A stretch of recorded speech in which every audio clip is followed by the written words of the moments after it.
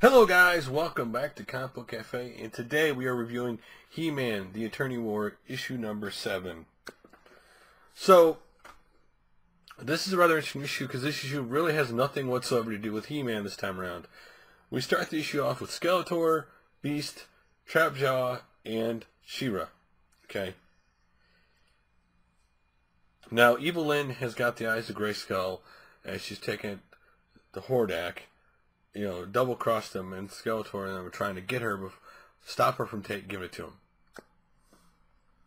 So they come across this place, kind of like darkness meets the light, and where they live at, Etheria, and they look down this deep hole, and it's not darkness, it's a hole that actually a path to travel between the worlds. The one, of course, Etheria that they know, and of course the world where, of course, Hordak resides. But you think, oh, that's pretty cool, so that's alright. But really, the story is actually about Skeletor. This issue is about Skeletor, which is really cool. So, if you're a long He-Man fan, you Skeletor, you always see him as He-Man's greatest enemy. You kind of don't see him any other way than that, even though there's obviously more to him. Because, again, he is related to He-Man, and it's all weird. It's kind of weird when you really dig into the history of all that kind of stuff. But here we go.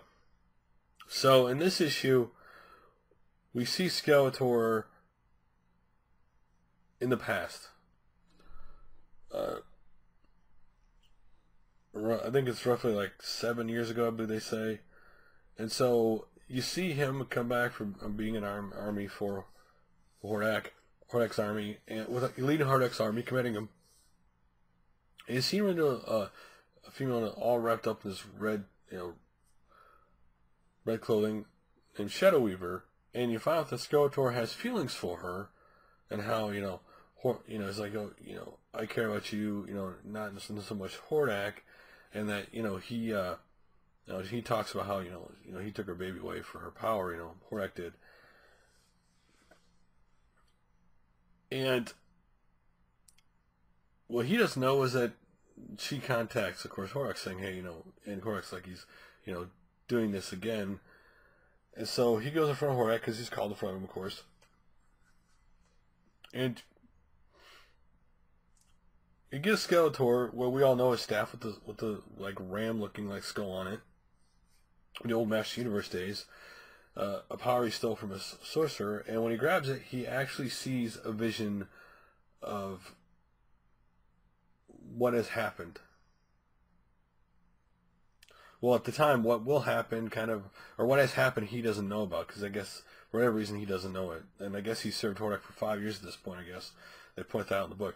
So when this happens, Hordak's like, that was unforeseen. That all actually happened already. So you find out that Skeletor actually stole, of course, She-Ra from the family and trained her with the Shadow Weaver, for Hordak. And so Hordak says, well, we're going to fix it, and he's going to kill Skeletor. Well, Skeletor says, no, I'm not. So he fights back, and Skeletor leaves, and of course Shelly's like, he's changed the past, like he didn't go back in time, he's changed the past, and Hordak's like, yeah, he's done the impossible, he's made his own destiny, he's fractured time, he's now the master of death. That's what he calls it. So then we go to Skeletor back with them. She was kind of surprised, and she's like, this is all hint to me. And then she says father with the question mark, meaning Skeletor, obviously. He's like, well, we're gonna go to Hordak, we're gonna stop him. So, and he's gonna, kind of like I'm gonna finish, he's gonna regret, basically I'm gonna finish what happened. Obviously he still wants to finish, there's unfinished business between him and Hordak, because Hordak tried to kill him, right?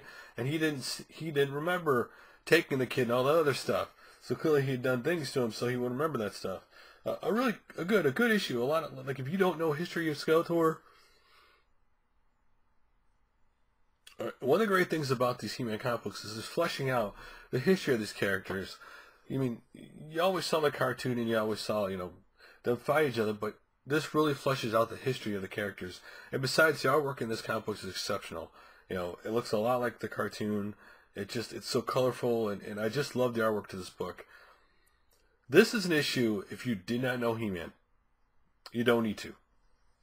that basically you see these characters and you learn about what Skeletor's past.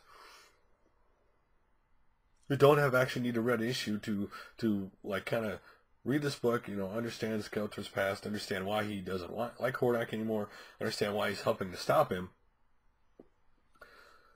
and his connection with She-Ra, obviously, and of course, it doesn't tell you somewhat of a connection to obviously He-Man and of course his father, even though you don't have the full connection in this book, of course, because they're all related. But a really good book. I really liked it, actually. You know, filling in the past, seeing that, you know, Skeletor is not just a shallow, simple, always about evil. Don't mean Skeletor wants more power, don't get me wrong.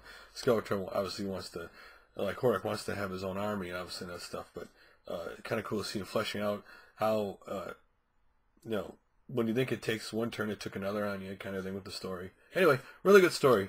So what do you think of this book if you read it? Do you like it? Do you not like it? I've been pleasantly surprised with every He-Man book I've read or Master Universe book that DC has done. They've been really good. I've actually enjoyed them a lot.